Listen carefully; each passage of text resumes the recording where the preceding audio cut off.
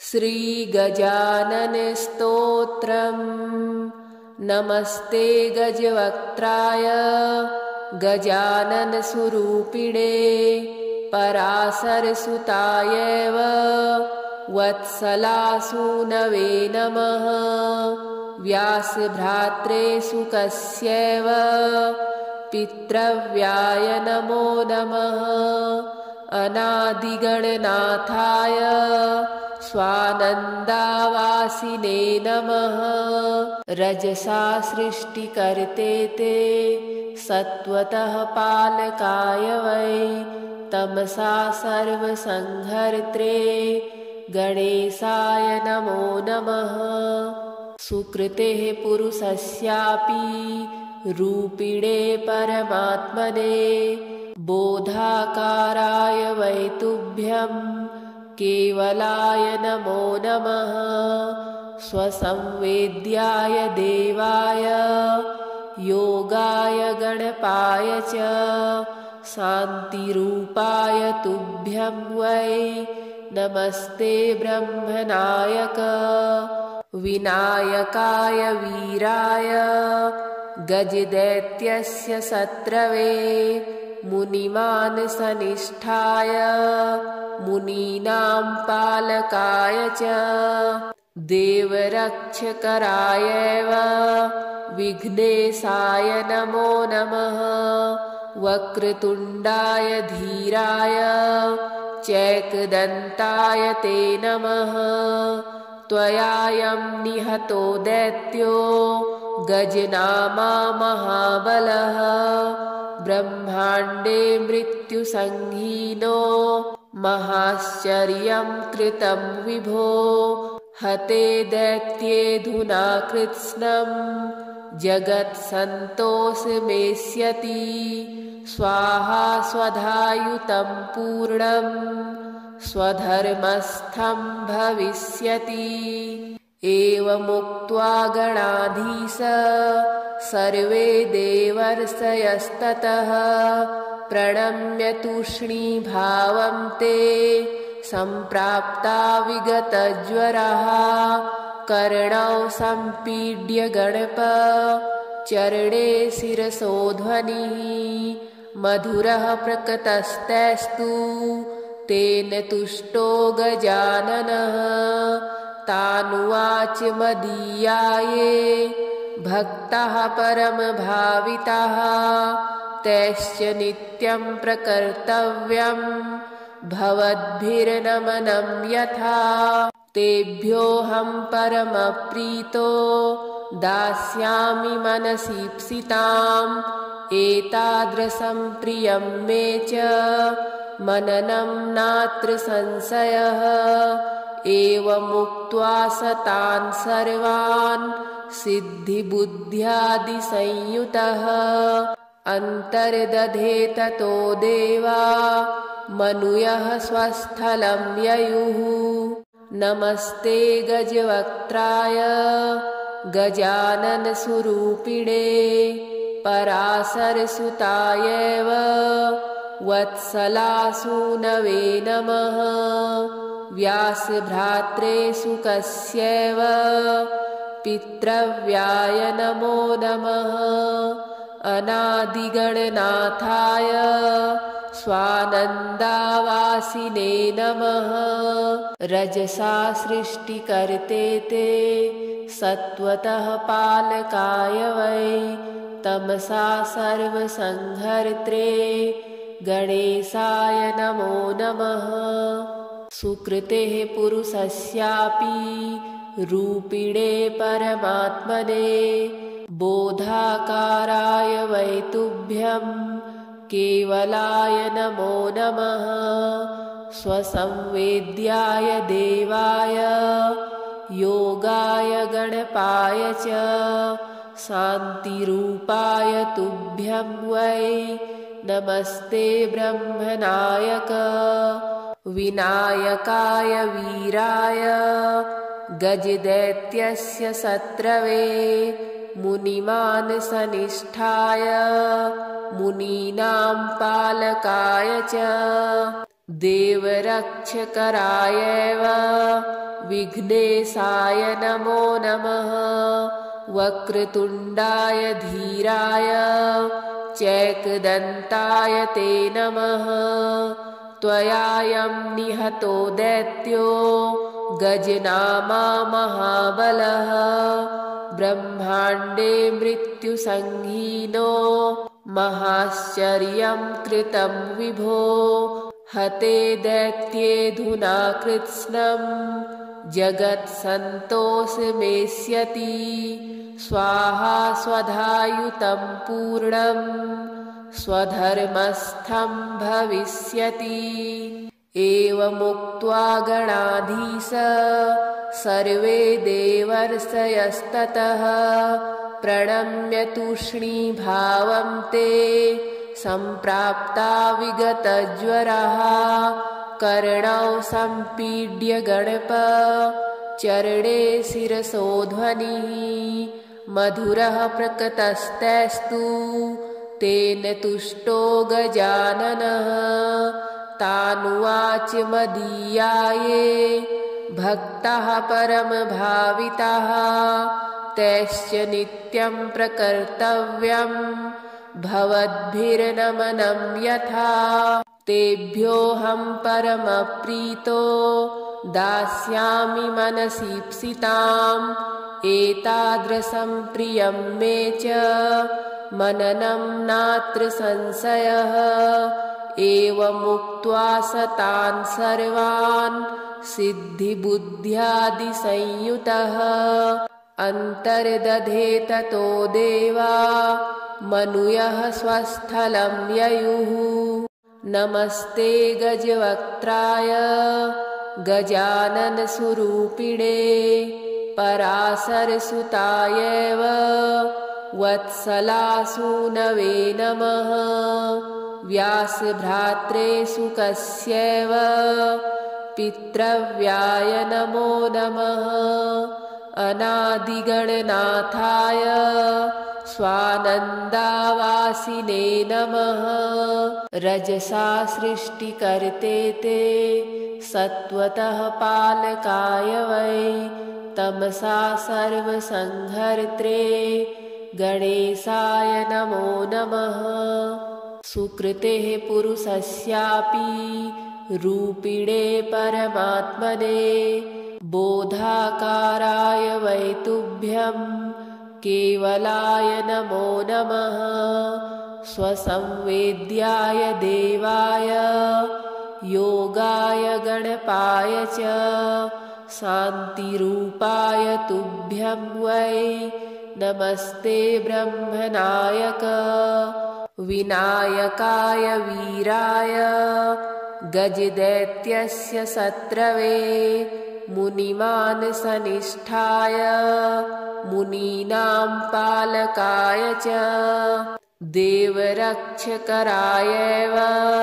विघ्नेशाय नमो नमः। वक्रतुण्डाय धीराय चैकदन्ताय ते नमः।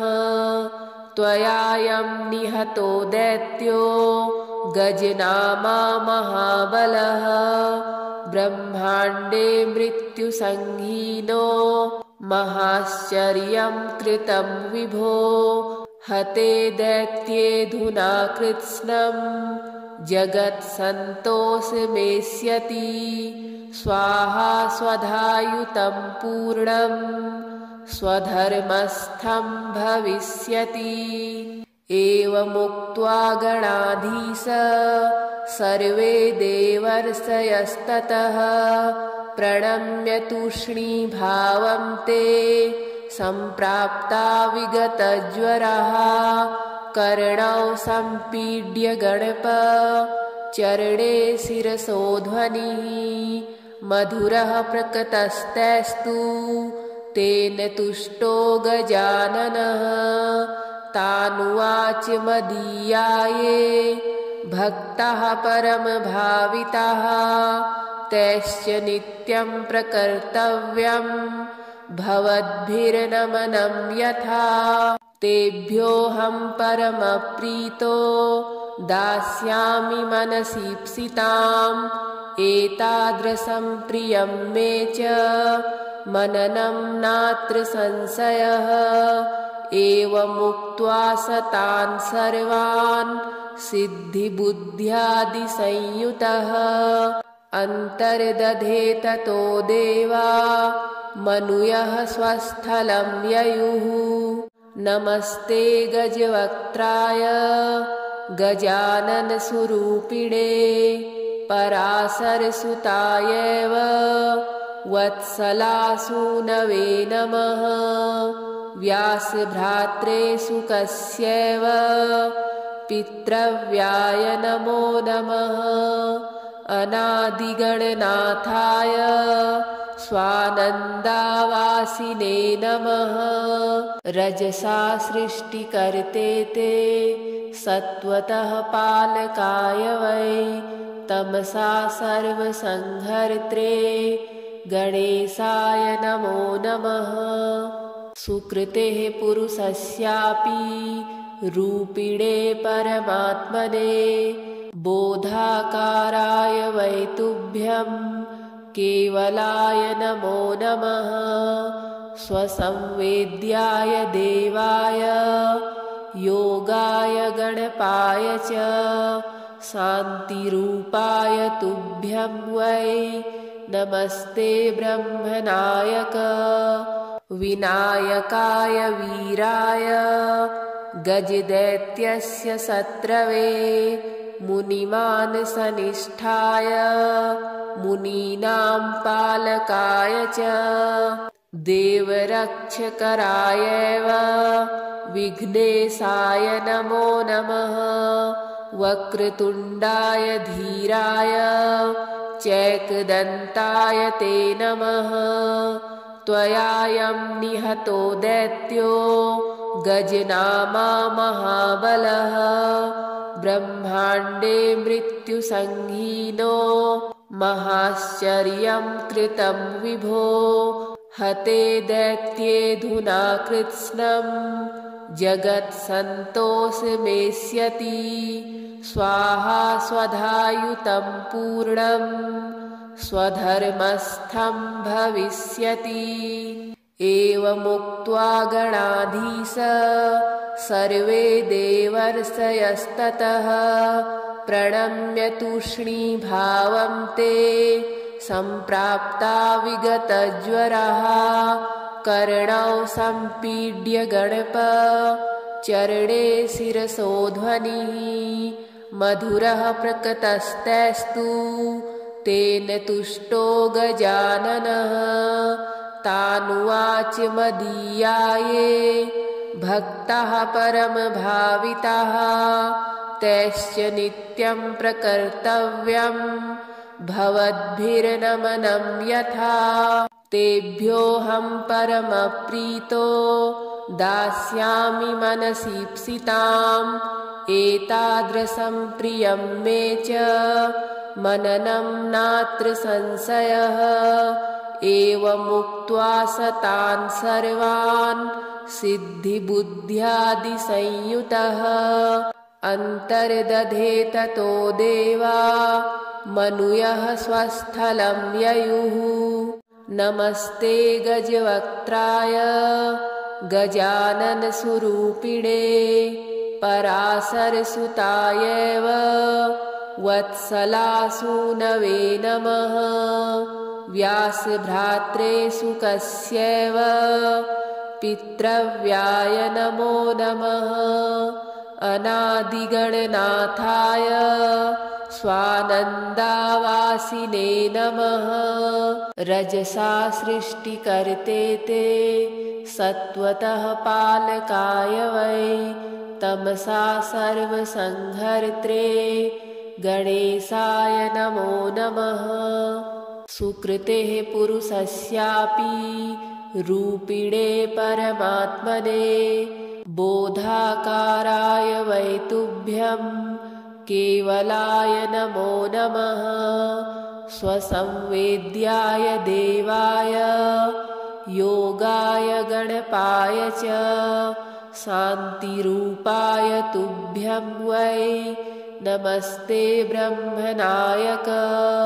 विनायकाय वीराय गजदैत्यस्य शत्रवे मुनिमानसनिष्ठाय मुनीनां पालकाय च देवरक्षकरायैव विघ्नेशाय नमो नमः। वक्रतुण्डाय धीराय चैकदन्ताय ते नमः। त्वयायं निहतो दैत्यो गजनामा महाबलः ब्रह्माण्डे मृत्युसंहीनो महाश्चर्यं कृतं विभो। हते दैत्येऽधुना कृत्स्नं जगत्सन्तोषमेष्यति। स्वाहा स्वधायुतं पूर्णं स्वधर्मस्थं भविष्यति।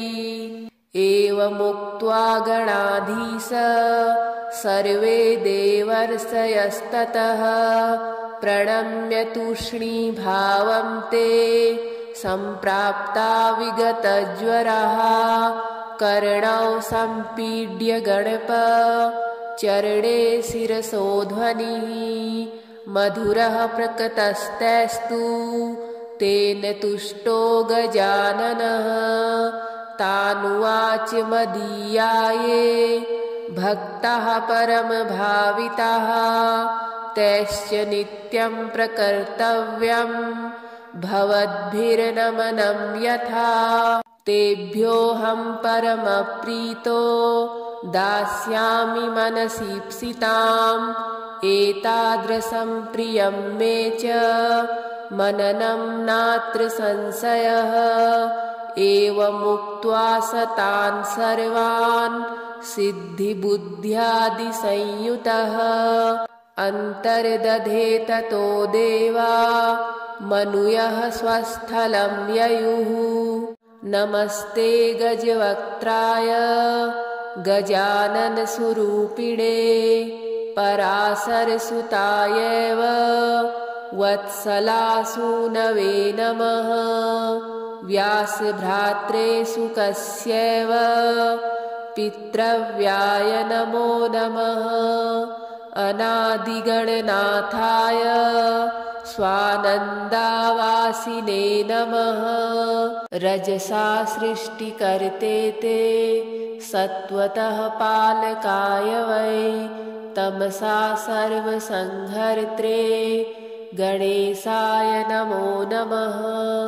सुकृतेः पुरुषस्यापि रूपिणे परमात्मने बोधाकाराय वै तुभ्यं केवलाय नमो नमः।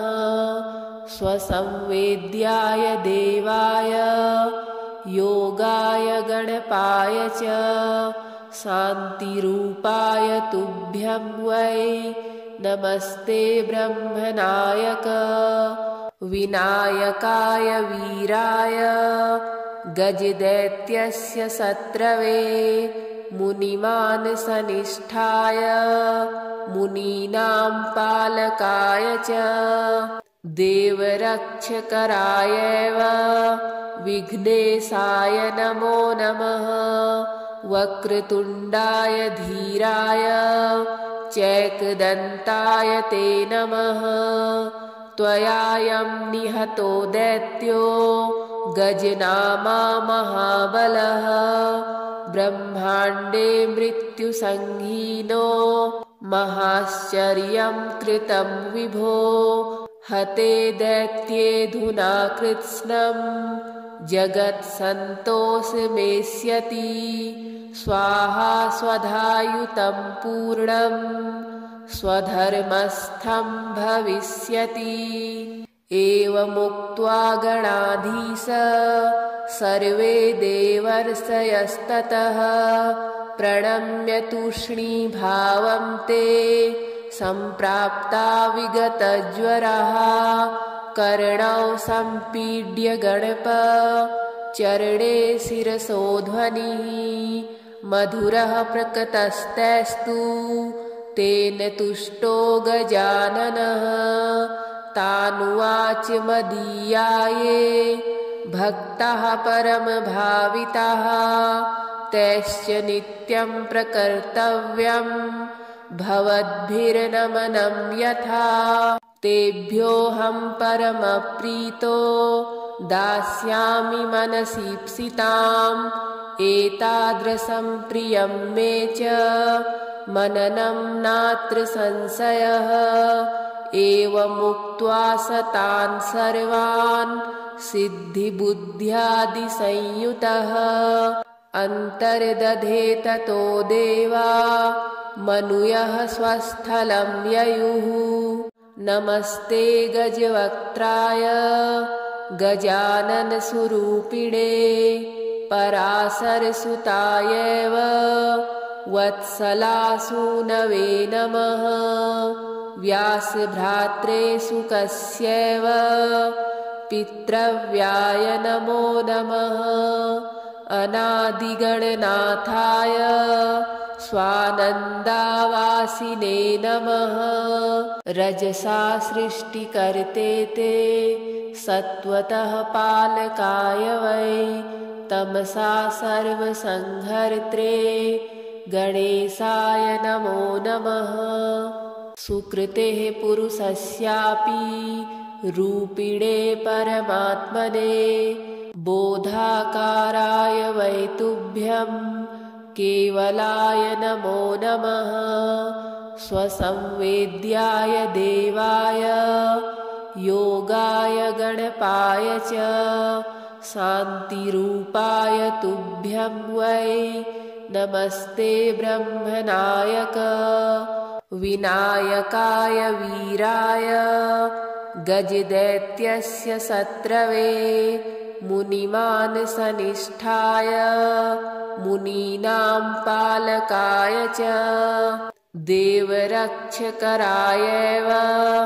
विघ्नेशाय नमो नमः वक्रतुण्डाय धीराय चैकदन्ताय ते नमः त्वयायं निहतो दैत्यो गजनामा महाबलः ब्रह्माण्डे मृत्युसंहीनो महाश्चर्यं कृतं विभो हते दैत्येऽधुना कृत्स्नं जगत्सन्तोषमेष्यति स्वाहा स्वधायुतं पूर्णं स्वधर्मस्थं भविष्यति एवमुक्त्वा गणाधीश सर्वे देवर्षयस्ततः प्रणम्य तूष्णीभावं ते सम्प्राप्ता विगतज्वरः कर्णौ सम्पीड्य गणप चरणे शिरसोध्वनिः मधुरः प्रकटस्तैस्तु तेन तुष्टो गजाननः तानुवाच मदीयाये भक्ताः परमभाविताः तैश्च नित्यं प्रकर्तव्यं भवद्भिर्नमनं यथा तेभ्योऽहं परमप्रीतो दास्यामि मनसीप्सिताम् एतादृशं प्रियं मे च मननं नात्र संशयः एवमुक्त्वा स तान् सर्वान् सिद्धिबुद्ध्यादिसंयुतः अन्तर्दधे ततो देवा मनुयः स्वस्थलं ययुः नमस्ते गजवक्त्राय गजाननस्वरूपिणे पराशरसुतायैव वत्सलासूनवे नमः व्यासभ्रात्रे शुकस्यैव पितृव्याय नमो नमः अनादिगणनाथाय स्वानन्दावासिने नमः रजसा सृष्टिकर्ते ते सत्वतः पालकाय वै तमसा सर्वसंहर्त्रे गणेशाय नमो नमः सुकृतेः पुरुषस्यापि रूपिणे परमात्मने बोधाकाराय वै तुभ्यं केवलाय नमो नमः स्वसंवेद्याय देवाय योगाय गणपाय च शान्तिरूपाय तुभ्यं वै नमस्ते ब्रह्मनायक विनायकाय वीराय गजदैत्यस्य शत्रवे मुनिमानसनिष्ठाय मुनीनां पालकाय च देवरक्षकरायैव